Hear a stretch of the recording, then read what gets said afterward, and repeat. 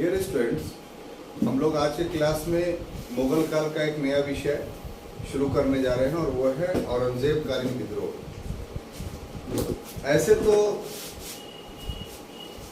करीब करीब आप गौर से देखिए तो हर शासकों के दौर में छुटपुट एक विद्रोहात्मक घटनाओं का दर्शन हमें होता है, प्राचीन काल से लेके मुगल काल। लेकिन वो सारी घटनाएं एकांगी रूप से दिखाई पड़ती हैं। कोई उसका उस समय के इतिहास पे ऐसा कोई दुर्गामी प्रभाव नहीं पड़ा था कि उससे किसी वंश का पतन हो जाए। मध्यकाल में सिर्फ दो जगहों पे ऐसा अवसर हमको दिखाई पड़ता है कि जहां पर विद्रोह के कारण साम्राज्य का पतन हुआ। एक दिल्ली सल्तनत के काल में मोहम्मद बिन तुगलक का जब शासनकाल आया 25 वर्षों का, 25 से लेकर 51 तक, यानी 1325 से 1351 तक, तो उसके शासनकाल में विद्रोह हुए दक्षिण भारत में और उसके परिणाम स्वरूप तुगलकों का पतन होना धीरे धीरे शुरू हुआ। यहाँ पर पतन का अर्थ हम स्पष्ट कर देना चाहते हैं कि किसी साम्राज्य के पतन का अर्थ ये होता है प्रत्यक्ष रूप से देखने पर कि जितना बड़ा उसका साम्राज्य है वो छोटा होता चला जाए। अगर साम्राज्य की भौगोलिक सीमाएं सिकुड़ती चली जाएं तो ये पतन के प्रत्यक्ष प्रमाण है। ऐसे और भी प्रमाण आप ले सकते हैं, जैसे अर्थव्यवस्था डामाडोल हो जाए, वो राजस्व की प्राप्ति जो है वो कम होने लगे, तो ये भी पतन के रूप में देखा जा सकता है। लेकिन प्रत्यक्ष पतन जिसको आप कह सकते हैं वो है साम्राज्य का सिकुड़ना।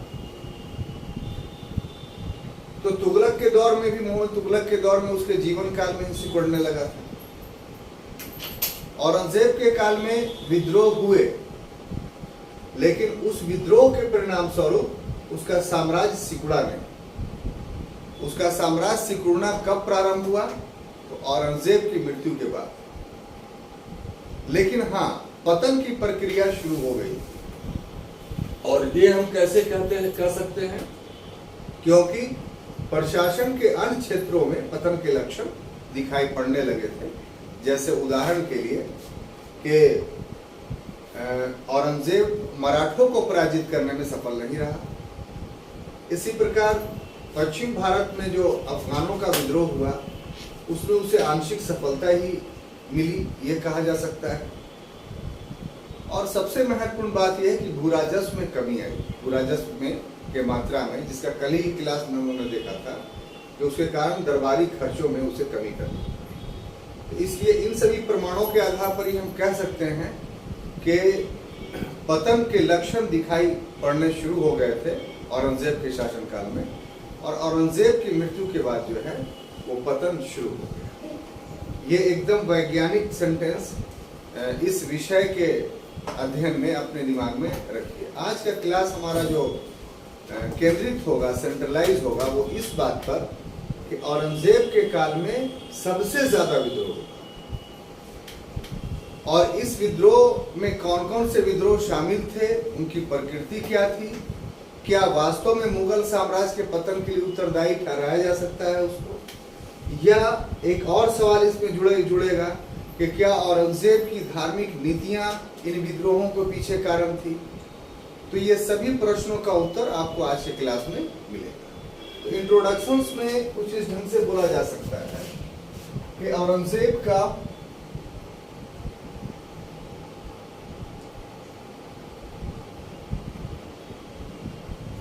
जो अर्ध शताब्दी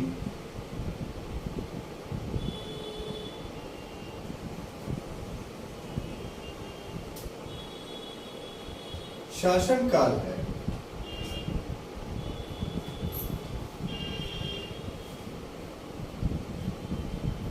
इस शासन काल में अनेक विद्रोह,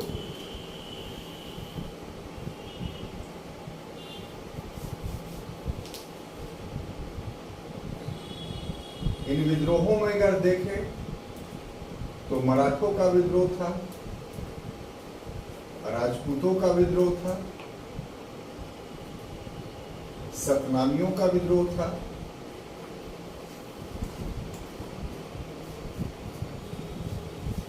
अफगानों का विद्रोह था,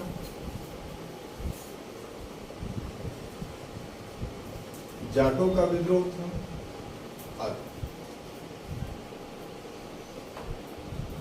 ये सारे विद्रोह ने जो मुगल साम्राज्य था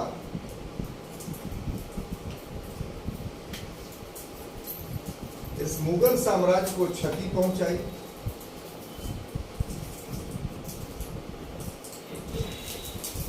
और इसके परिणाम स्वरूप पतन की प्रक्रिया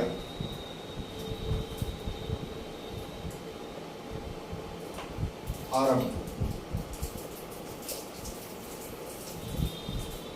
तो इंट्रोडक्शन में इतनी बातें थोड़ा सा आपको लिखना पड़ेगा और उसके बाद हम लोग उन सारे विद्रोहों को देखेंगे क्रम से, बारी बारी से, और तब सबका विश्लेषण करेंगे। तो उसमें सबसे पहला जो विद्रोह का अध्ययन करने जा रहे हैं वह है मराठों का विद्रोह।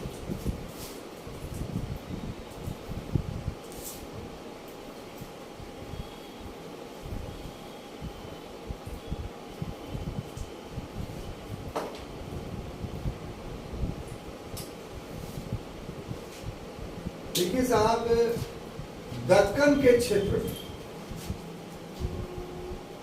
जो दक्कन का क्षेत्र था, दक्कन वर्ड आप पहले से समझ रहे हैं, यहां 1658 से लेकर के 1674 ईस्वी के बीच में शिवाजी के नेतृत्व में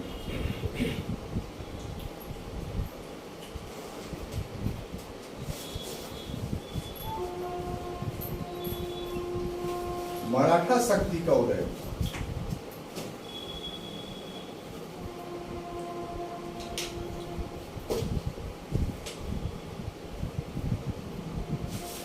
और इनके नेतृत्व में हिंदू, गौ और ब्राह्मण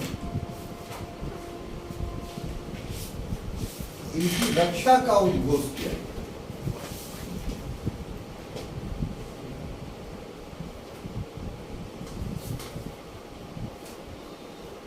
और सबसे महत्वपूर्ण बात है कि इनके नेतृत्व में जो विद्रोह हुआ, उस विद्रोह को औरंगजेब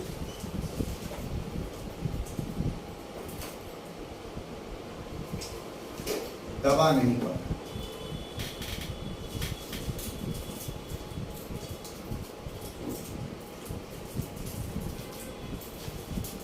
तो ये मराठों के बारे में ये विवरण हम लोग को प्राप्त होता है। मराठा आधुनिक इतिहास का विषय है। जब आधुनिक इतिहास हम लोग पढ़ेंगे तो उसमें विस्तार से पढ़ेंगे, लेकिन यहाँ मराठा शक्ति को एक विद्रोही शक्ति के रूप में व्याख्या करने के लिए अनिवार्य है कि कुछ पीछे की बातें आपको बताई जाए। तो पीछे के बातें यह है कि शाहजी के जो पिता थी, शिवाजी के जो पिता थे शाहजी भोंसले, ये अहमदनगर और बीजापुर में नौकरी करते थे और 2 शादियां इन्होंने की थी। तो शिवाजी को और प्रथम पत्नी को परित्यक्त नारी की तरह जीवन व्यतीत करना पड़ा और पुणे में ये लोग रहते थे। तो पुणे में ही शिवाजी का उदय हुआ और शिवाजी ने सबसे पहला काम जो किया वो ये कि मराठा एक शक्ति नहीं थी। मराठा देशमुख, सरदेशमुख जैसे सरदारों में बटे हुए थे। मराठवाड़ा का जो महाराष्ट्र का इलाका है वो एक पठारी इलाका है, कोई उर्वर इलाका नहीं है। तो बहुत सारे मराठा सरदार जो थे वो छोटे छोटे भूखंड के सरदार बनके उस पर कब्जा कर करके बैठे रहते थे और एक दूसरे के क्षेत्र को लूटा करते थे। और कोई चाहता था कि नहीं लूट पाए तो उसको चौथ देना पड़ता था। इस तरह की परिपाटी वहां चलती थी और अपने क्षेत्र में वो लोग सरदेशमुखी वसूल करते थे। तो कहने का अर्थ यह कि मराठवाड़ा क्षेत्र मराठों के बीच आपसी संघर्ष में उलझा हुआ था। तो इन लोगों को एक करने का जो प्रयास हुआ वो दो क्षेत्रों से हुआ। एक भक्त संतों का दौर वहां चला, महाराष्ट्रियन भक्त संत कहलाते हैं, जिसमें एकनाथ, तुकाराम, रामदास, विज्ञानेश्वर, ये सब नाम आता है। ये भक्त संतों ने मराठी भाषा का प्रयोग किया और गीतों के माध्यम से महाराष्ट्र में मराठियों के बीच में एकता की भावना को जन्म दिया और एक प्रकार से क्षेत्रीय राष्ट्रवाद का उदय हुआ। और वो एक ऐसा प्रयास था कि उसकी झलक आज भी आपको दिखाई मिलेगी। आज भी शिवसेना एक पार्टी जो वहां है वो मराठियन राष्ट्रवाद की बात करती है और इसीलिए जो बाकी भारत के लोग वहां जाते हैं या रहते हैं उनके साथ विदेशी के तरह आज भी व्यवहार किया जाता है। उनकी राजनीति का मुख्य आधार मराठियन राष्ट्रवाद भी ही है। इसकी बुनियाद उसी समय पड़ी। अब जब भक्त संतों ने महाराष्ट्रियन राष्ट्रवाद का जन्म दे दिया तो उसका फायदा शिवाजी ने उठाया कि शिवाजी ने इन बिखरे हुए लोगों को, यानी जो देशमुख और सरदेशमुख जैसे सरदारों में बटे हुए थे, तो सबको युद्धों के माध्यम से विजित किया। प्यार से ये लोग एक नहीं हुए और उसके बाद मराठा को एक शक्ति के रूप में स्थापित किया हुआ। अब जब स्थापित हुआ तो आरंभिक लड़ाइयां शिवाजी को अपने लोगों से लड़नी पड़ी। जो एक शक्ति के रूप में उभरा तब फिर जो है औरंगजेब ने इसके खिलाफ जो है वो सवाई जयसिंह को भेजा। दोनों में पुरंदर की संधि होती है, लेकिन शिवाजी जो है वो मुगलों का प्रभुत्व मानने के लिए तैयार नहीं रहते और अंत में औरंगजेब को शिवाजी को राजा स्वीकार करना। तो इस प्रकार से मराठवाड़ा क्षेत्र में शिवाजी ने मराठा को एक नई शक्ति के रूप में जो स्थापित किया, जो विद्रोह किया मुगलों से, उस विद्रोह में एक कह सकते हैं कि वो सफल रहे, क्योंकि 80 तक वो जीवित रहे और 80 तक जो है वो राजा के रूप में शासन करते रहे और 74 तक जो है उन्होंने विद्रोहात्मक प्रवृत्ति अपनाई। अब यहां जो विद्रोह हुआ, ये विद्रोह क्या था? उन्होंने नारा दिया कि हिंदू गौ और ब्राह्मण की रक्षा हम करें। तो हिंदू गौ और ब्राह्मण की रक्षा का जो शिवाजी ने नारा दिया, इतिहासकार कहते हैं कि ये औरंगजेब के हिंदू विरोधी जो नीति थी उसी से उग्र होकर करके शिवाजी ने हिंदू गौ और ब्राह्मण की रक्षा का बिड़ा उठाया। उन्होंने नारा ही दिया, हिंदू धर्मोद्धारक की उपाधि धारण की, यानी हिंदुओं का उद्धार करने वाला। अब ये कहाँ तक सच है, ये आगे के जब पूरी चैप्टर खत्म हो जाएगी तब उसमें विश्लेषण करेंगे, उसमें आएंगे। मराठा विद्रोह के परिवेश में इतनी बातें आपको जाननी थी। अब देखिए दूसरा जो विद्रोह होता है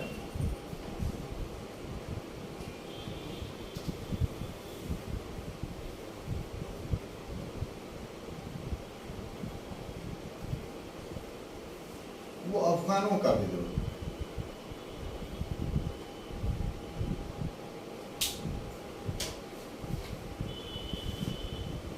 तो पश्चिमोत्तर सीमा में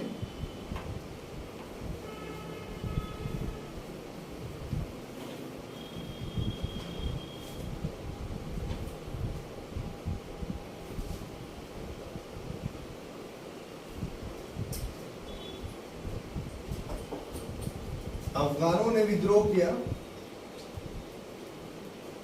और इनका विद्रोह जो हुआ वो 1667 में यूसुफजई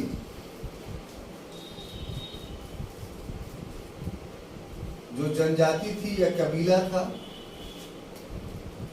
उसके नेता भागू ने विद्रोह किया। उसके बाद 1672 में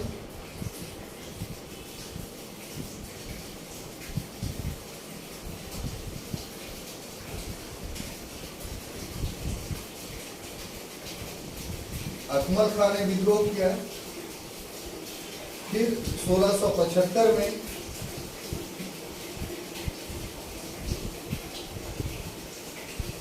खुशहाल खां खटक ने विद्रोह किया।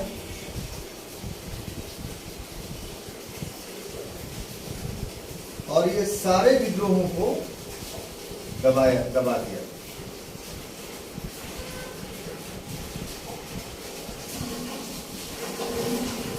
अब आइए इसका विश्लेषण करते हैं कि अफगानों का विद्रोह की क्या प्रकृति थी और किस ढंग से औरंगजेब के काल में अफगान विद्रोह हुआ।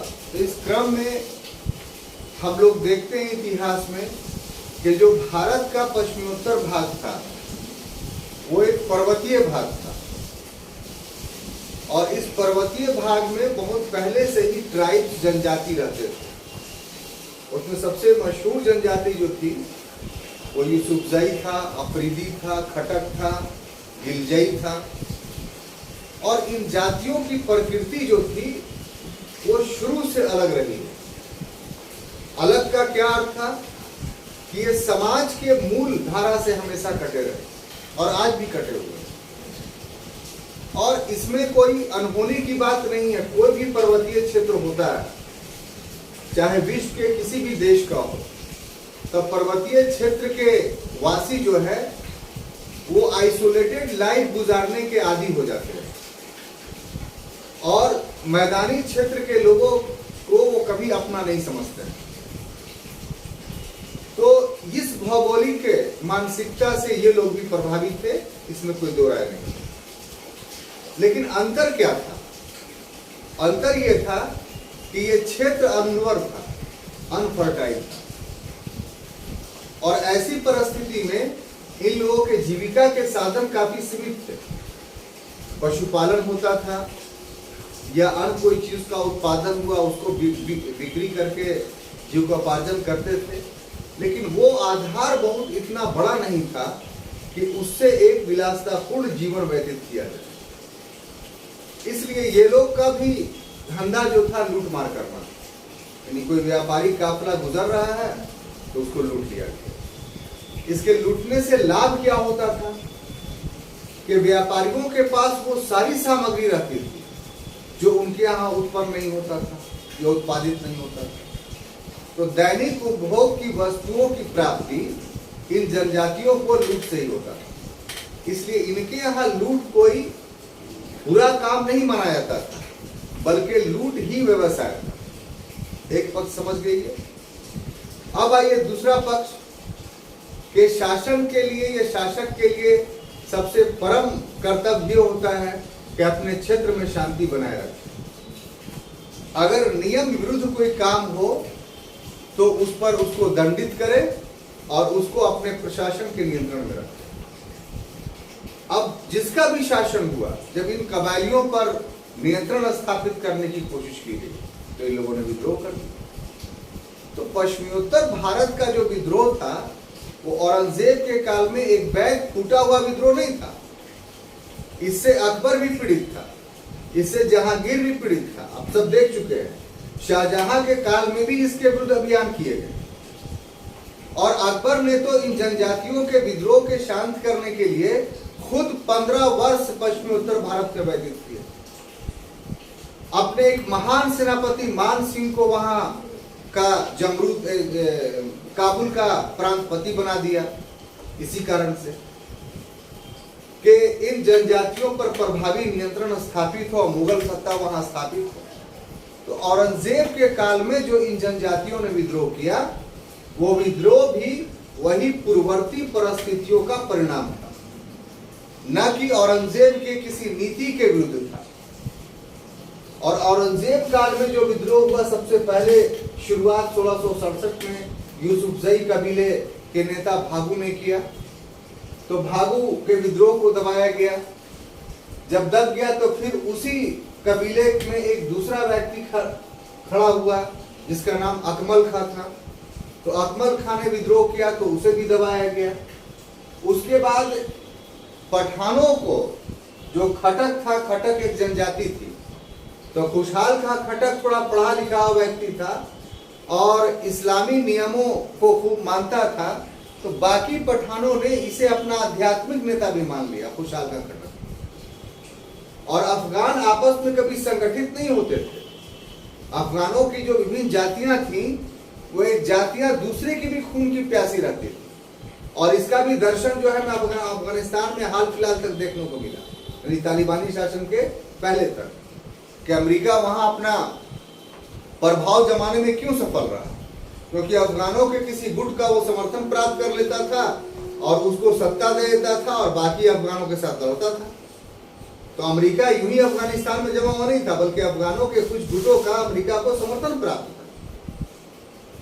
तो ये व्यवस्था वहां क्षेत्रीयता की अफगानिस्तान में अनादिकाल से चली आ रही थी। जब वो लोग इस्लाम धर्म को स्वीकार नहीं किए थे, बौद्ध थे, उस समय से ये चली आ रही थी। तो ये जनजातीय प्रकृति का प्रभाव था वहां, कि आपस में जो है वो संघर्ष होते रहते थे। तो खुशहाल खां खट्टर की विशेषता ये थी कि उसने पहली बार सारे जनजातियों को, यानी पठानों को, अपने नेतृत्व में संगठित किया। तो खुशहाल खां का विद्रोह काफी जो है वो विकराल था। ऐसे में औरंगजेब को भारत के दक्षिणी रियासतों को छोड़कर, पूर्वी रियासतों को छोड़ करके पश्चिम में बजाते तौर पे डेरा 8 साल डालना पड़ा।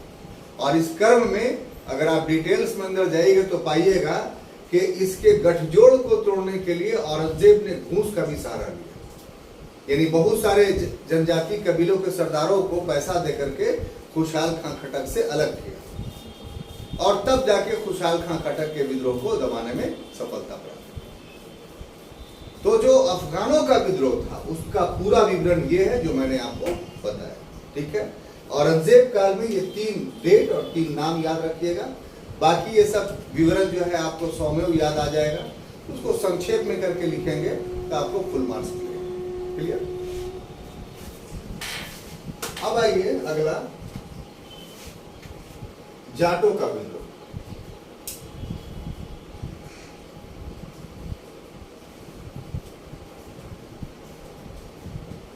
जाटों का विद्रोह।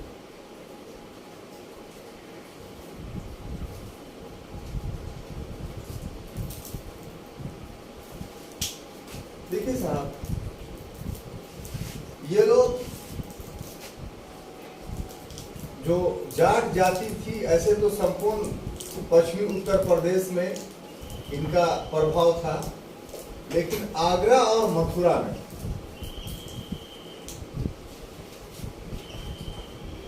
ये ज्यादा सक्रिय थे।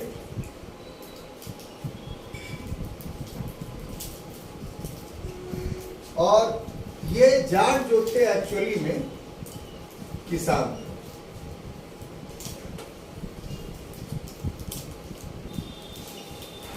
और ये भूराजस्व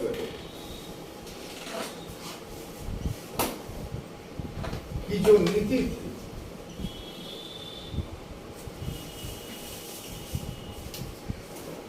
उससे असंतुष्ट।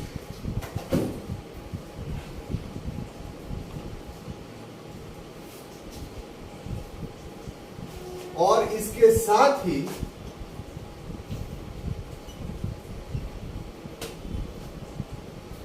जो औरंगजेब ने हिंदू विरोधी नीति अपना रखी थी, तो इस नीति से भी ये लोग असंतुष्ट। यानी कहने का मतलब यह है कि बुराजस से तो पहले ही से असंतुष्ट थे कि बढ़े हुए दर से बुराजस लिया जा रहा था।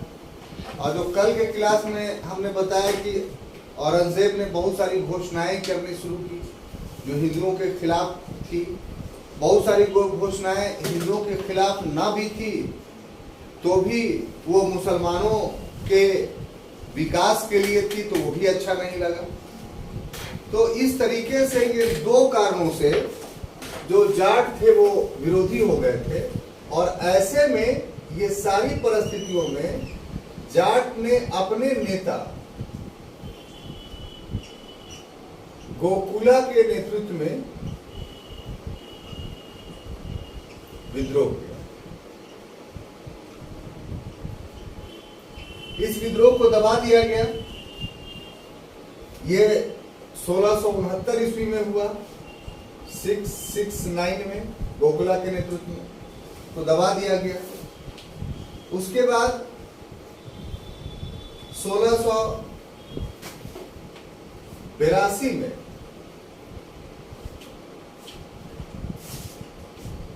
राजा राम के नेतृत्व में विद्रोह हुआ।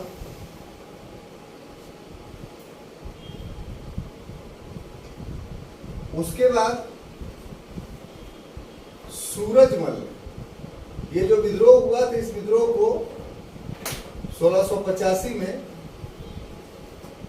88 में इस राजा राम की मृत्यु हो गई। उसके बाद सूरजमल एक नाम आता है, इसने 1752 ईस्वी तक राज्य। तो जाटों का जहां तक संबंध है, जो एक कृषक वर्ग था, आज भी जाटों का अस्तित्व है और बड़े प्रभावशाली लोग हैं पश्चिमी उत्तर प्रदेश में।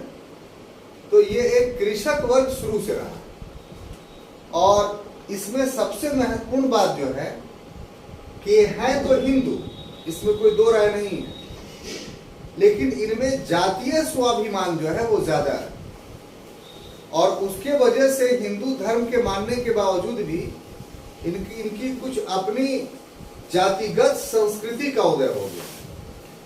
और जातिगत संस्कृति में सबसे बड़ी संस्कृति यह है कि अपने सभी समस्याओं का समाधान ये अपने खाप पंचायत में करते हैं। जाटों का जो पंचायत होता है किसी समस्या के समाधान के लिए, उसको खाप बोलते हैं। खा में आकार प। हाँ, चाहे दो व्यक्तियों के बीच में झगड़ा हुआ, या जाट समुदाय से दूसरे समुदाय का झगड़ा हुआ, या वर्तमान समय में राजनीति में कोई विषय पर निर्णय करना हो, ये सारे विषय पर वो पहले खाप करेंगे। और खाप में क्या होता है कि जाट समुदाय के जो वयोवृद्ध लोग होते हैं वो बैठते हैं, उसमें महिलाएं भी शामिल होती हैं, और उसमें जो निर्णय होता है उस निर्णय को लोग जो है वो मानते हैं। एक समय इतना ज्यादा प्रभावी हो गया था कि सुप्रीम कोर्ट में जब केस हुआ तो सुप्रीम कोर्ट ने कमेंट्री दिया कि ये तो एक पैरेलल सत्ता है, लेकिन इन सबों के बावजूद भी खाप राजनीति जो है वो जाटों की खत्म नहीं हुई। तो कहने का अर्थ ये है कि खाप राजनीति के कारण या खाप संस्कृति के कारण जाटों में एकता की भावना आरंभ से ही पाई जाती थी। ये इनकी एकता सिर्फ राजनीतिक एकता नहीं थी, इनकी एकता सांस्कृतिक एकता थी, एक कल्चरल यूनिटी था, और उसमें एक इकाई के रूप में ये लोग एक कृषक के रूप में संगठित रहते थे पहले से। शासन सत्ता से इनका कोई लगाव नहीं होता था, बल्कि इनका अपनी अपनी एक इनकी अलग दुनिया होती थी, जिसमें सारे समस्याओं का समाधान खापों के माध्यम से किया जाता था। तो मुगलों के अधीन सत्ता में आ गए, क्योंकि इनकी कोई राजनीतिक महत्वाकांक्षा नहीं थी कि राज करें। लेकिन जब औरंगजेब के काल तक आते आगे मुगल सत्ता जो है वो भूराजस्व के क्षेत्र में दमनकारी होने लगी, यानी किसानों से अधिक भूराजस्व की मांग किया जाने लगा। तो ऐसे में बढ़े हुए राजस्व की वजह से इन जाटों के अंदर जो है वो असंतोष पैदा हुआ, और ऐसे में औरंगजेब के द्वारा जब बहुत सारी घोषणाएं की गई, जो घोषणाएं प्रत्यक्ष या अप्रत्यक्ष रूप से हिंदू के विरुद्ध लगा, तो ये जाट फिर पूर्ण रूप से संगठित हो गए। तो यहां पर संगठन जो हुआ, तो चूंकि उनकी लड़ाई एक राजनीतिक सत्ता से था, तो इसलिए पहली बार जाटों ने यह महसूस किया कि क्यों ना हम ही राजनीतिक सत्ता बन जाए, हम दूसरे के अधीन क्यों रहे। तो औरंगजेब के प्रतिक्रिया स्वरूप जाट एक राजनीतिक सत्ता बनी। तो इतना आसान से जाट एक राजनीतिक सत्ता नहीं बन पाई। सबसे पहले गोकुला के नेतृत्व में ये लोग संगठित हुए और मथुरा का सूबेदार था अब्दुल नबी, इसकी हत्या कर दी गोकुला ने। और उसके बाद दूसरे सूबेदार जब आया तो फिर गोकुला की हत्या कर दी। इस तरीके से गोकुला का विद्रोह जो है वो 2 ही वर्ष के अंदर में दबा दिया गया। लेकिन जाट इससे दबे नहीं, बल्कि अगला राजा राम के नेतृत्व में पुनः संगठित हो गए और 1682 ईस्वी में ये पूर्व का जाट नेता गोकुला से भी काफी ज्यादा आक्रमणकारी था। इतना ज्यादा आक्रमणकारी था कि उस समय आगरा खाली था, तो इसने सिकंदरा स्थित अकबर के मकबरे में जाकर करके अकबर के कब्र को खुदाई करवाया और उसमें से हड्डियां निकली तो उसको इसने जला दिया। आधार ये बनाया कि ये तो हिंदू से शादी किया तो हिंदू बन गया, तो फिर मुसलमान कैसे रहेगा, इसलिए इसको जला दिया। और फिर उसके बाद 1688 ईस्वी में इसकी मृत्यु हो गई। बीच बीच में करता रहा विद्रोह, तो दबाया जाता रहा, लेकिन अंततः मृत्यु हो गई। 92 ईस्वी में या 98 में सूरजमल एक नया नेता के रूप में उभरा, तो ये शिक्षित भी था, इसीलिए इसे जाट जाति का अफलातून बोलते थे। अफलातून का मतलब जो यूनान का बहुत बड़ा दार्शनिक था अफलातून, तो बहुत विद्वान था, तो ये जाटों का विद्वान व्यक्ति था, इसीलिए इसको जाट जाति का अफलातून बोलते हैं। तो इसने जाटों को हरिद्वार से संगठित किया और बजाते तौर पे एक राज्य की स्थापना की, और ये राज 1752 तक चलता रहा। फिर अंग्रेजों ने जाकर के इस राज को खत्म किया। तो आज भी आगरा के आगे बढ़ेंगे तो भरतपुर मिलेगा। आगरा के अगल बगल में भरतपुर है, तो ये भरतपुर रियासत की स्थापना यही सूरजमल ने किया। नहीं, भरतपुर तो दूसरा है, ठीक है। ये भरतपुर रियासत की स्थापना जो है वो सूरजमल ने किया था। ये आगरा के निकट में है, तो आज भी जाइएगा तो इसका किला वहां बजाते मिलेगा आपको, यानी अपने आप को राजा के रूप में शासन कर रहा था। बात समझा रही है? तो इस तरीके से देखिए कि मराठा का विद्रोह भी कहीं की सफल रहा और जाटों का विद्रोह भी कहीं की सफल रहा। जब इसने रियासत, हालांकि ये जो रियासत था ये सार्वभौम नहीं रह पाया। यहाँ एक राजपूत सरदार था, उसको औरंगजेब ने जो है वो जागीर दे दी आगरा में, और उसके द्वारा इससे हमेशा संघर्ष होता रहा।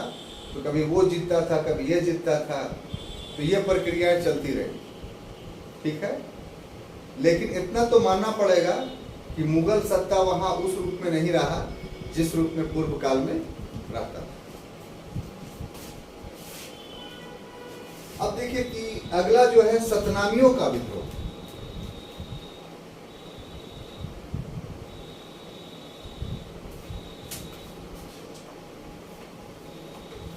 सतनामियों का विद्रोह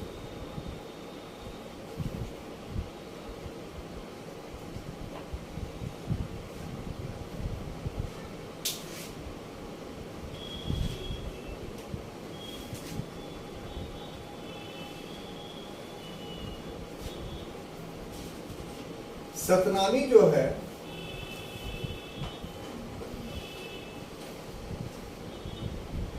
नारनौल और मेवात इस क्षेत्र के निवासी थे, यानी इस क्षेत्र में ये सक्रिय थे।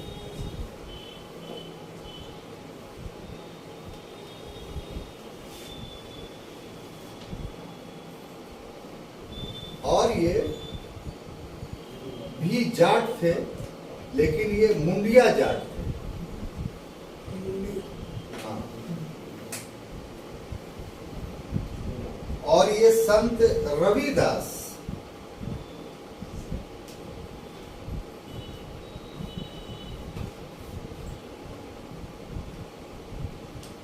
प्लस दादू दयाल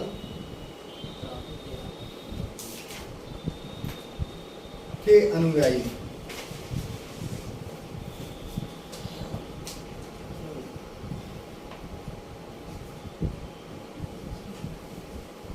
इन्होंने 1672 में विद्रोह कर दिया और दिल्ली तक पहुंच गए, परंतु इनके विद्रोह को दबा दिया गया। अब देखिए, सतनामी का जहां तक संबंध है तो ये भी जाटों के तरह कृषक समुदाय और ये भी जाठी थे, लेकिन ये सर मुड़वाते थे, इसलिए मुड़िया जाट कहलाते थे। ठीक है, मुंडिया जाट, सर में बाल नहीं रखते थे, जब भी बाल निकला तो हाँ हमेशा बाल छिलवा लिया करते थे, इनको मुंडिया जाट बोलते थे। इनकी सबसे बड़ी विशेषता ये थी कि ये स्वभाव से एकांतवासी थे। एकांतवासी तो जाट भी थे, जाट का एकांतवास ये था कि दूसरे जातियों से बातचीत तो है लेकिन बहुत घनिष्ठता नहीं, शादी ब्याह खाना पीना लेन देन सब अपने लोगों के बीच, दूसरे से कोई मतलब नहीं। ये उससे भी ज्यादा एकांती थे, ये बातचीत से भी दूर रहते थे जो मुंडिया जाट थे, और ये भी कृषक वर्ग थे। सबसे बड़ी बात यह है कि ये लोग रविदास और दादू दयाल के अनुयायी। रविदास जाति के चमार और दादू दयाल जाति के धुनिया, जरूरी ढूंढता।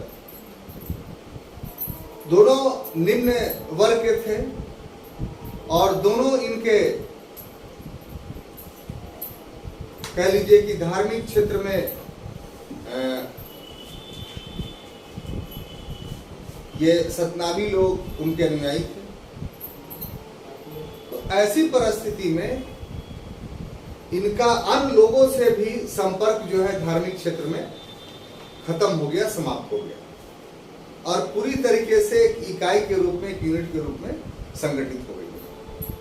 ऐसे एक मामूली सी घटना घटी, एक मुगल सैनिक से और एक सतनामी जो कृषक था उससे किसी बात पर खेत में तूतू मैंने हो, और मुगल सेनापति ने जो है या सैनिक ने कह लीजिए कि उस सतनामी की हत्या कर दी, और यहीं से विद्रोह की शुरुआत। सारे सतनामी संगठित हो गए और 1672 में विद्रोह करते करते मथुरा क्रॉस कर करके दिल्ली तक पहुंच गए।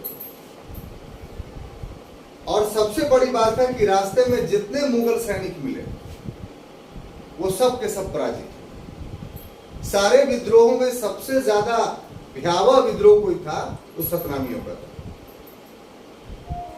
मुगल सैनिकों ने औरंगजेब को कहा कि सतनामियों के पास जादू है, वो लोग जादूगर हैं, इसलिए हम नहीं हरा पाएंगे। तो औरंगजेब ने कहा कि तुम अपने झंडों में कुरान की आयतें लिखवा लो, उनका जादू असर नहीं करेगा। तो यही काम किया गया। अब इसमें कहां तक सच्चाई है वो एक अलग बहस का मुद्दा है, लेकिन इतिहास में ये सेंटेंस मिलता है। और उसके बाद दिल्ली के निकट इनको पराजित किया गया और फिर जो है वो सतनामियों का विद्रोह का दमन। तो इस तरीके से सतनामियों का विद्रोह का दमन हुआ। उसके बाद अगला विद्रोह जो हुआ वो बुंदेलों का विद्रोह।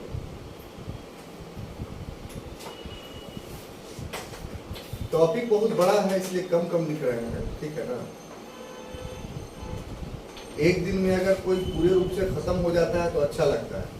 हम मजबूर होते हैं तभी किसी क्लास को 2 बार करते हैं, वरना कोशिश वही रहती है कि एक ही क्लास में खत्म हो, ताकि एक कंप्लीट कंसेप्ट बनाने में आप सफल रहें।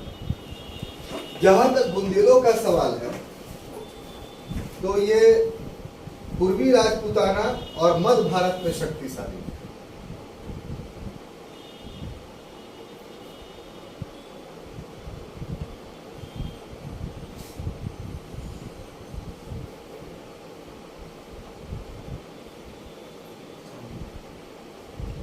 ये सक्रिय थे।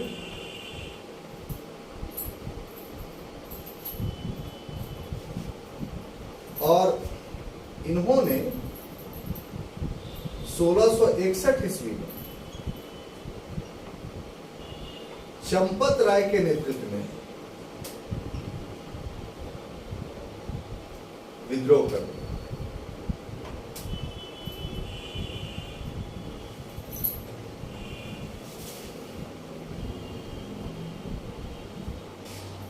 इसके बाद इसका पुत्र था चंपत राय का, जिसका नाम छत्रसाल।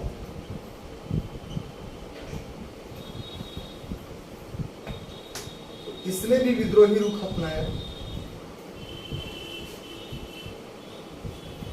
परंतु छत्रसाल ने 1679 ईस्वी में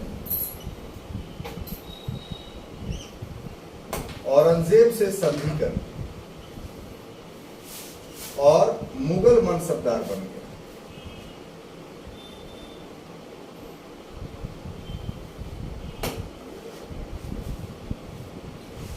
कालांतर में इसके पुत्र ने स्वतंत्रता की घोषणा कर।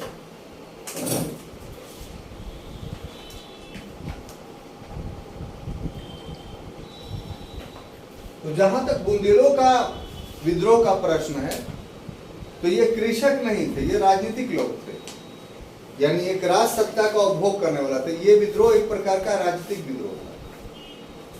इनका क्षेत्र पूर्वी राजस्थान और मध्य भारत था, यहाँ ये लोग बुंदेले लोग सक्रिय थे। तो चंपत राय इनका नेता था, जिसने विद्रोह करके स्वयं को राजा घोषित किया, लेकिन इसके विद्रोह को दबा दिया गया। जब इसकी मृत्यु हुई तो इसका पुत्र छत्रसाल था, जिसने 1661 के बाद विद्रोह किया, लेकिन ये जीत नहीं पाया। तो अंततः छत्रसाल ने 1679 में औरंगजेब से संधि कर ली, और संधि करने के बाद ये मुगल मनसबदारी में शामिल हो गए। लेकिन इसके स्वतंत्र होने की भावना प्रबल थी, इसलिए औरंगजेब के जीवन काल में ही छत्रसाल ने अपनी स्वतंत्रता की घोषणा कर दी। औरंगजेब अन्य क्षेत्रों में व्यस्त रहने के कारण इसके पुनः हुए विद्रोह को दबा नहीं पाया, और इस प्रकार से ये अपने स्वतंत्र राज्य की स्थापना करने में सफल हुआ। अब अगला जो विद्रोह हुआ वो सिखों का विद्रोह।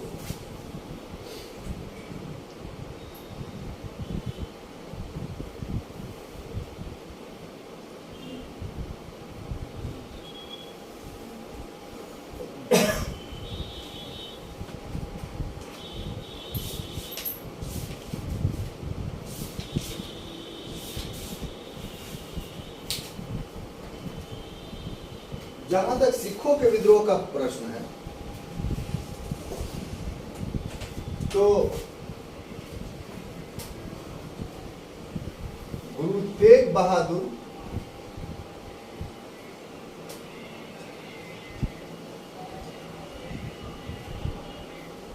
के नेतृत्व में सिखों ने विद्रोह किया, लेकिन 1675 ईस्वी में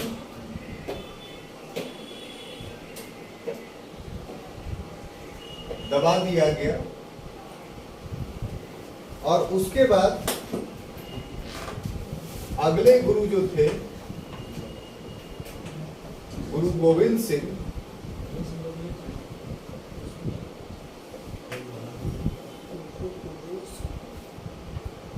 इन्होंने विद्रोह को जारी रखा, और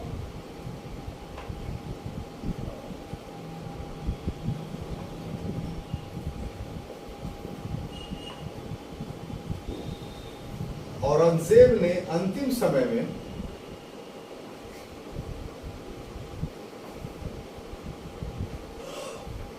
समझौता करने का न्योता दिया,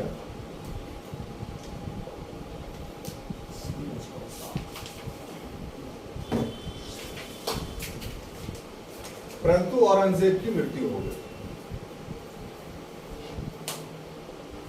तो कहने का अर्थ यह है कि औरंगजेब काल में जो सिखों का विद्रोह होता है, उसमें 2 सिख गुरुओं का नाम आता है। एक गुरु तेग बहादुर का और दूसरा गुरु गोविंद सिंह।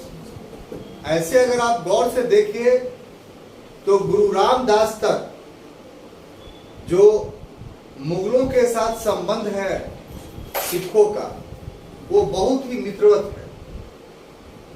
अकबर के द्वारा जमीन दिया जाना या स्वर्ण मंदिर का निर्माण करवाना, स्वर्ण मंदिर का उद्घाटन या शिलान्यास एक सूफी संत के द्वारा किया जाना, ये सब बहुत सारी बातें थी। लेकिन अर्जुन देव को जो जहांगीर के समय में फांसी दिया गया, जिसके बारे में पूर्व के क्लासों में हम लोगों ने अध्ययन किया है, वो पूरा तरह से एक राजनीतिक घटना थी कि खुसरो को जो प्रश्रय दिया या मदद दी, तो उससे रुष्ट होकर के जहांगीर ने हत्या करा दी या फांसी करवा दिया। और इसका परिणाम ये हुआ कि सिखों और मुगलों के बीच में संघर्ष वहीं से शुरू होता है। उसके बाद गुरु हरगोविंद, गुरु हरराय, गुरु हरकिशन, इन सबों के बीच मुगलों का संघर्ष जारी रहा। और अंत में जो नवे गुरु हुए, गुरु तेग बहादुर, इनके शासनकाल में मुगलों और सिखों के बीच संघर्ष काफी विकराल हो गया। और विकराल होने के पीछे जो था वो मुख्य कारण ये था कि मुगलों के खिलाफ गुरु तेग बहादुर पंजाब में किसानों को संगठित कर रहे थे, यानी ऑर्गेनाइजेशन बना रहे थे। ऑर्गेनाइजेशन ही नहीं बना रहे थे, बल्कि दूसरा काम गुरु तेग बहादुर ने ये किया कि जो लोग पंजाब में मुसलमान रह रहे थे उनका उन लोगों ने धर्मांतरण करने का प्रयास किया। तो ये दो कारणों से इन पर मुकदमा चला, इनको दिल्ली बुलाया गया और इनके मृत्यु पर विवाद है। एक सोर्स कहता है कि औरंगजेब ने जो है वो इसकी हत्या करवा दी दिल्ली में, फांसी पर चढ़वा दिया।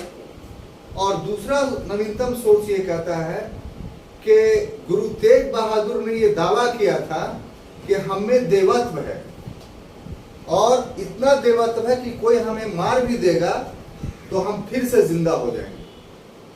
तो औरंगजेब ने चैलेंज किया कि ठीक है, इसको प्रमाणित करके दिखाइए तो हम भी आपके धर्म को स्वीकार कर लेंगे। तो अपने चेले को ही गुरु तेग बहादुर ने कहा कि मेरे गर्दन को काट लो। तो उसके चेले ने गर्दन को काटा, लेकिन फिर गुरु का गर्दन बाद में जुटा नहीं। तो इस ढंग से गुरु की मृत्यु हुई। अब इसमें कौन बात सच है, ये इतिहास में अनुसंधान का विषय है। हम लोगों के पास ये दो प्रकार के विचार आते हैं, तो हम लोग का दायित्व है कि दो विचार को ही कहें। हम लोग अनुसंधान करता नहीं है, जो अनुसंधान करता होंगे वो इस बात को आगे बढ़ाएंगे। अब जब गुरु तेग बहादुर की मृत्यु हो जाती है तो 10वें गुरु बनते हैं गुरु गोविंद सिंह। तो गुरु गोविंद सिंह के समय में भी जो मुगलों के साथ संघर्ष था वो काफी विकराल हो गया। इन्होंने मुगलों से संघर्ष के लिए खालसा की स्थापना की, सिखों को एक सैनिक शक्ति के रूप में प्रशिक्षित किया। हर सिख को जो है वो कड़ा, कंधा, किरपान, कच्छा, ये 5 चीजें जो है वो धारण करने के लिए कहा गया। गुरु मत की प्रणाली जो है वो इसी समय में ये हुई। तो ये सारी चीजें से सिख काफी संगठित हो गए गुरु गोविंद सिंह के समय में, और इनके भी बेटे मारे गए औरंगजेब के शासनकाल में गुरु गोविंद सिंह के। अंत में गुरु और औरंगजेब के बीच में समझौता हो गया कि हम लोग जो है वो आपस में लड़ेंगे नहीं। तो गुरु जो है वो औरंगजेब से बुरहानपुर में मिलने वाले थे, लेकिन मार्ग में ही गुरु को ये पता चला कि औरंगजेब की बुरहानपुर में मृत्यु हो गई है, इसलिए समझौता नहीं हुआ। तो ये औरंगजेब के काल तक सिखों के साथ मुगलों के संबंध। ठीक है, अब देखिए अगला जो टॉपिक है वह है राजपूतों का विद्रोह।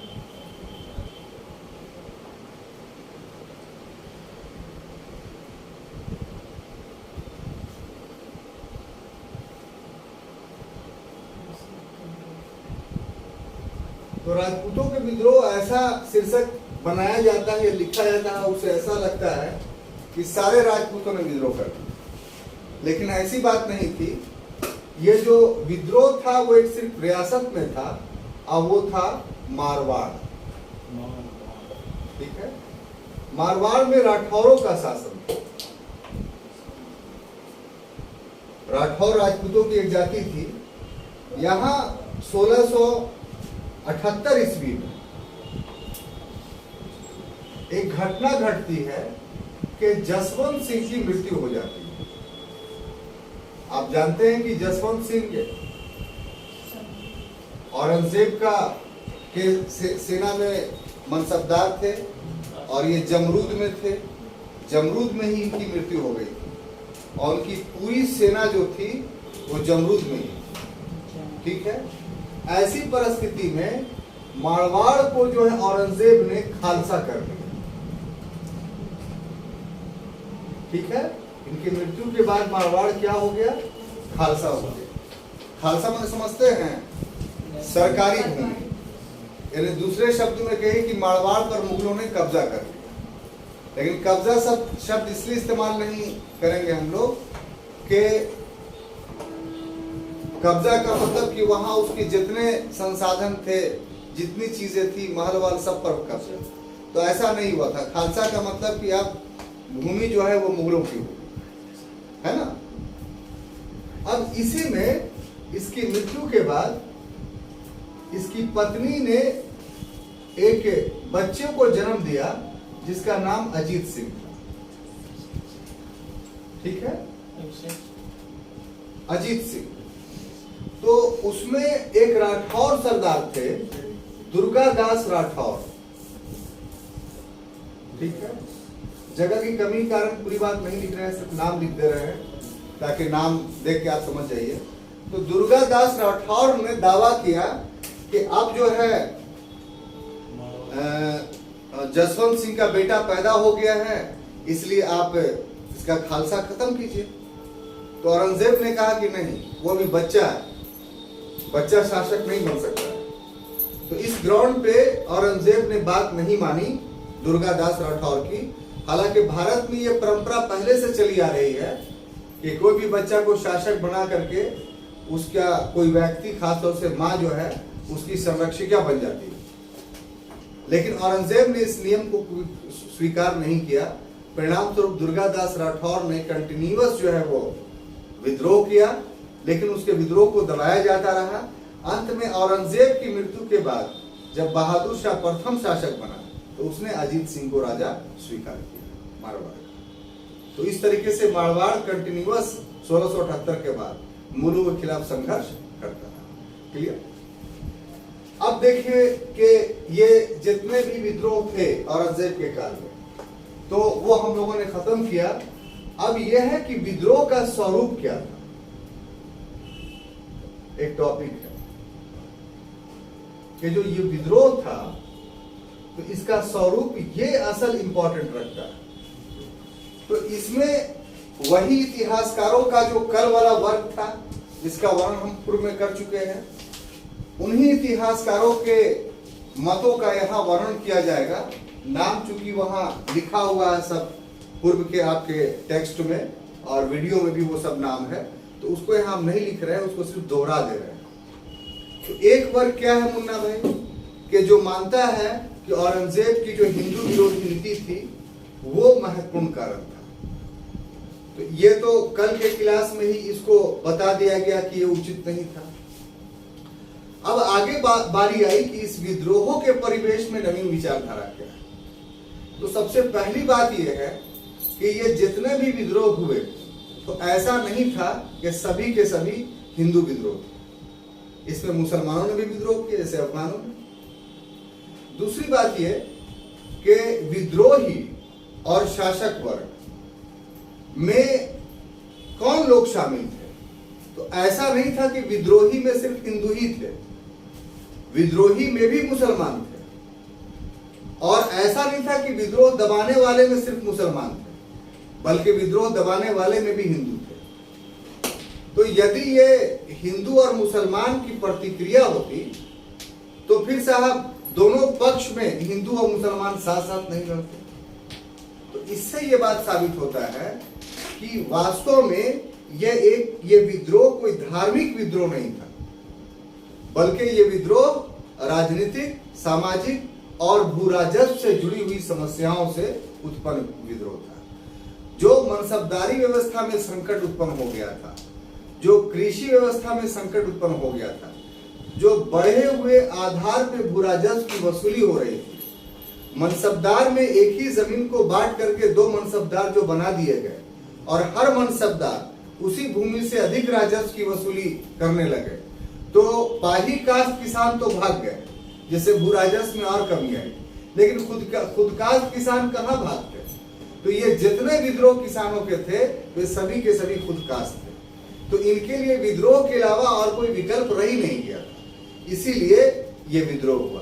तो अंततः हम कह सकते हैं कि औरंगजेब कालीन जो भी विद्रोह हुआ वो उस समय उत्पन्न परिस्थितियों, जिसमें मनसबदारी का संकट, कृषि संकट, या कुछ विद्रोह ऐसे थे जो व्यक्तिगत महत्वाकांक्षा के कारण थे, जैसे बुंदेलों का तो या राजपूतों का। तो इस तरीके से ये विद्रोह की प्रकृति जो थी वो एक मिश्रित थी और इसमें धर्म का कोई बहुत बड़ा योगदान नहीं था। तो ये था छात्रों आज का क्लास। अगले क्लास में हम लोग मुगल साम्राज्य का पतन पढ़ेंगे और एक आध दो टॉपिक और बचा हुआ है, जैसे यूरोपियों का आगमन वगैरह।